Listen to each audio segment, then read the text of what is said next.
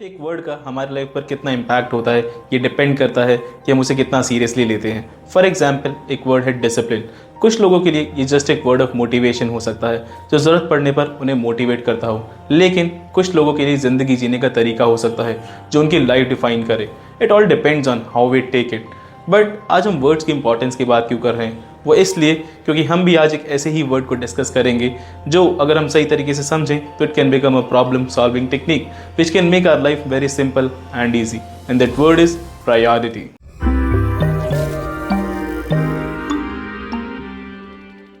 Hello friend, स्वागत है आपका अपने यूट्यूब चैनल फ्रेंडली कंसल्टेंट पर। आज तक हमने ये डिस्कस किया है कि अलग अलग सिचुएशन में हमारा थॉट प्रोसेस कैसे रिएक्ट करता है and how we can correct them. लेकिन अगर एक ही टाइम पर बहुत सारी सिचुएशन हमारे साथ चल रही हो तो which is very normal, then we get frustrated ये सोचकर कि हम किस किस सिचुएशन से डील करें, and that frustration leads to a bad mental health. But don't worry, we got a solution, and that solution is as easy as a word which is known as priority. Let's see how we can use this word in our life. आपको याद है बचपन में schools में अपना birthday celebrate करने के लिए जब हम टॉफीज डिस्ट्रीब्यूट करते हैं तो हम अपने फ्रेंड्स को पहले ही ज़्यादा दे देते हैं क्योंकि वो हमारे लिए इंपॉर्टेंट है, और अगर सिंपल टर्म्स हम समझे तो हमारी प्रायोरिटी पर होते हैं। ये टेक्निक भी सिमिलर वे में काम करती है। इसे समझने के लिए 3 सिंपल स्टेप्स हैं। पहला, identify. Write about all those problems which you are going through. Identify करने का मतलब ये नहीं है कि हम सारा टाइम ये सोचने में लगा दें कि हम किस किस प्रॉब्लम या फिर सिचुएशन को फेस कर रहे हैं। जो भी आपके दिमाग में एकदम से क्लिक हो उसे एक पेपर पर लिख लीजिए। आप अपने कंसर्न लेवल के अकॉर्डिंग अपनी लिखी हुई प्रॉब्लम्स को मार्क कर लीजिए। फॉर एग्जाम्पल, कोई ऐसी प्रॉब्लम जो आपको सबसे ज़्यादा परेशान कर रही हो या फिर कोई ऐसी situation which needs your immediate attention, उसे हाईएस्ट प्रायोरिटी पर रखो एंड अकॉर्डिंगली बाकी सभी प्रॉब्लम्स को मार्क कर लीजिए। Once you are done with this, your most of the work is complete. Now third and the most important step, execute.